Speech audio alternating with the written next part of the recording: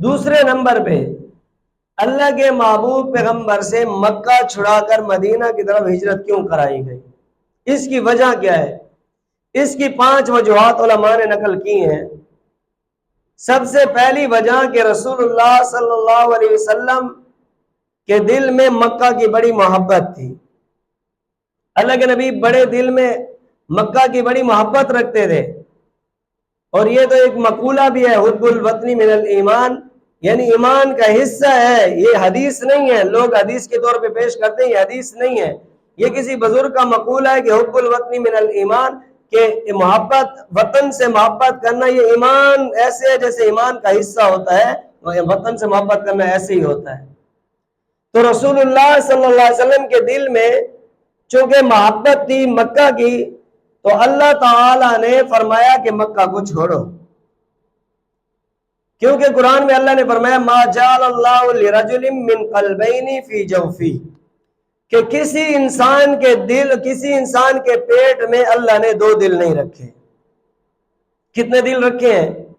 ہر انسان کے دل میں، ہر انسان کے جسم میں کتنے دل ہیں؟ 1 دل ہے۔ تو فرمایا جب دل بھی ایک ہے تو محبت بھی کس کی ہوگی؟ ایک کی ہونی چاہیے۔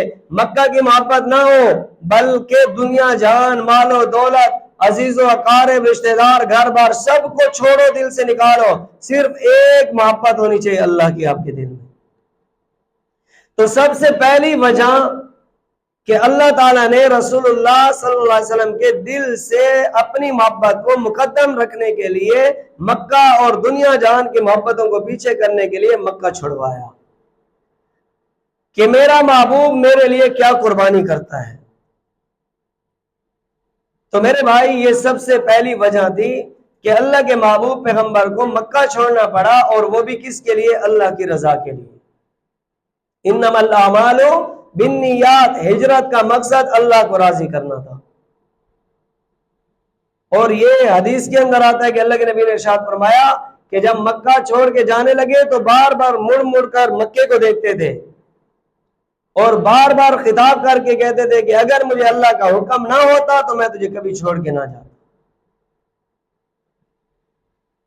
دوسری وجہ فرمایا عزت 2 قسم کی ہوتی ہے، ایک عارضی عزت ہوتی ہے جو دنیا کے اندر دنیا کمانے سے ملتی ہے، اور ایک عزت دائمی ہوتی ہے جو ہمیشہ ہمیشہ نہ ختم ہونے والی عزت ہوتی ہے۔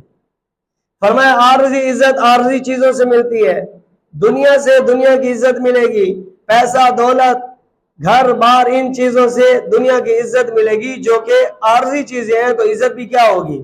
عارضی ہوگی۔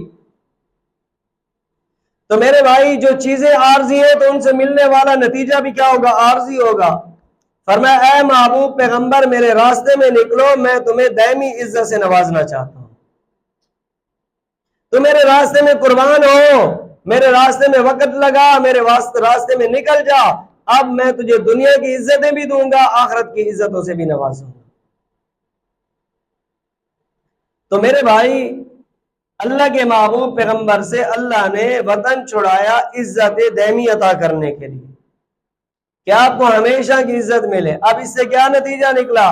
کہ جو بندہ اللہ کے راستے میں نکلے گا اللہ اس کو دنیا آخرت کی عزتیں عطا کریں گے۔ اب دیکھ لو، یہ ہمارے ہاں کرکٹر لوگ ہیں، جب تک کرکٹ میں رہے تو دنیا والے لوگ ان کی عزت کرتے تھے، ان کا خیال کرتے تھے، ان کا احترام کرتے تھے، ان سے ملاقات کرنے کا شوق رکھتے تھے۔ لیکن جن جن کرکٹر لوگوں نے اللہ کے راستے میں وقت لگایا، دین پہ نکلے، اب دنیا کے لوگ بھی عزت کرتے ہیں، دین کے ساتھ جڑے لوگ بھی ان کا احترام کرتے ہیں۔ دنیا کے لوگ کرکٹ کی وجہ سے، دیندار لوگ دین کی وجہ سے، تو دنیا کی عزت بھی مل گئی، آخرت کی عزت بھی مل گئی۔ فرمایا جو بندہ اللہ کے راستے میں اپنے آپ کو پیش کرتا ہے اللہ دنیا آخرت کی عزت دائمی عزتوں سے نوازتے ہیں۔ تو نبی کریم صلی اللہ علیہ وسلم کو مکہ چھڑوایا، مکہ چھڑوانے کا مقصد تھا کہ دنیا آخرت کی عزتوں سے اللہ ان کو عطا نوازیں۔ فرمایا تیسرے نمبر پہ کہ رسول اللہ صلی اللہ علیہ وسلم کو مکہ کیوں چھڑایا گیا؟ فرمایا تیسری وجہ یہ بیان کی جاتی ہے کہ رسول اللہ صلی اللہ علیہ وسلم کو مکہ سے مدینہ کی طرف ہجرت کرنے پہ اس لیے مجبور کیا گیا تاکہ دین کا بول بالا ہو، دین کا بول بالا ہو، دین کو عزت ملے، دین گھر کچے پکے کے اندر پہنچ جائے، ہر فرد کے اندر پہنچ جائے۔ اس کے لیے ہجرت کرنی پڑی، اللہ تعالیٰ نے رسول اللہ صلی اللہ علیہ وسلم سے ان کا وطن چھڑایا۔ فرمایا چوتھے نمبر پہ اللہ کے محبوب پیغمبر سے مکہ کیوں چھڑایا گیا کہ حضرت ابراہیم علیہ السلام سے اللہ تعالیٰ نے مکہ کو آباد کروایا تھا۔ مکہ کو ہر وہ برکت حاصل ہے جو کائنات میں دنیا میں کسی جگہ کو حاصل نہیں۔ میں دو مثالیں آپ کو دے دوں اس کی کہ مکہ وہ شہر ہے کہ دنیا جہان کا ہر شہر ملک کا بندہ آپ کو مکہ میں نظر آئے گا۔ کس کے لیے؟ اللہ کی عبادت کے لیے۔ آپ بیت اللہ کے گرد طواف کریں، آپ کے دائیں کبھی کوئی کس ملک کا گھوم رہا ہوگا، کبھی کوئی کس ملک کا، بائیں طرف دیکھیں کسی ملک کا ہوگا، آگے دیکھیں کسی ملک کا ہوگا، پیچھے دیکھیں کسی ملک کا ہوگا، صرف اور صرف سارے کے سارے بیت اللہ کے ارد گرد گھوم رہے، اللہ کی عبادت کر رہے۔ کہاں سے؟ ہر ملک سے وہاں کے لوگ جمع ہیں۔ کہ اللہ کے محبوب پیغمبر حضرت ابراہیم نے دعا کی تھی، اللہ تعالیٰ نے اس شہر کو آباد کیا، ہر شہر ملکوں کے لوگ وہاں جا کے جمع ہوتے ہیں۔ فرمایا دوسرے نمبر پہ دنیا جان کے جس کونے میں جس قسم کا بھی پھل فروٹ ہوگا وہاں پورا ملے گا یا نہیں ملے گا؟ ایک شہر سے دوسرے شہر میں وہ ملے گا یا نہیں ملے گا؟ لیکن آپ کو مکہ میں ہر قسم کا پھل اویلیبل ہر وقت ملے گا۔ جب مکہ آباد ہوا تو اللہ کے محبوب پیغمبر سے بھی، اللہ کے محبوب پیغمبر کو بھی اللہ تعالیٰ نے مکہ سے ہجرت کرنے پہ مجبور کیا کہ جاؤ، مدینے کے اندر وبائیں پھیل چکی ہیں، مدینے کے اندر لوگ غیر آباد ہیں، وہاں بیماریوں نے ڈیرا ڈالا ہوا ہے، جاؤ مدینہ کو آباد کرو۔ اب مدینہ کو پہلے یثرب کہا جاتا تھا۔ اللہ کے محبوب پیغمبر نے مکہ کو چھوڑا، مدینہ گئے اور مدینہ کے لیے دعا کی کہ یا اللہ ہر قسم کی سلامتی، ہر قسم کی نعمتوں سے اس شہر کو مالا مال کر دے۔ جو کبھی بیماریوں کا ڈیرا ہوا کرتا تھا آج وہ لوگوں کی دواؤں کی شفا کی جگہ بنی ہوئی۔ تو میرے بھائی یہ ایک مقصد تھا، ایک وجہ تھی ہجرت کرنے کی کہ مکہ کی طرح اللہ اپنے محبوب پیغمبر سے مدینے کو بھی آباد کروانا چاہتے تھے۔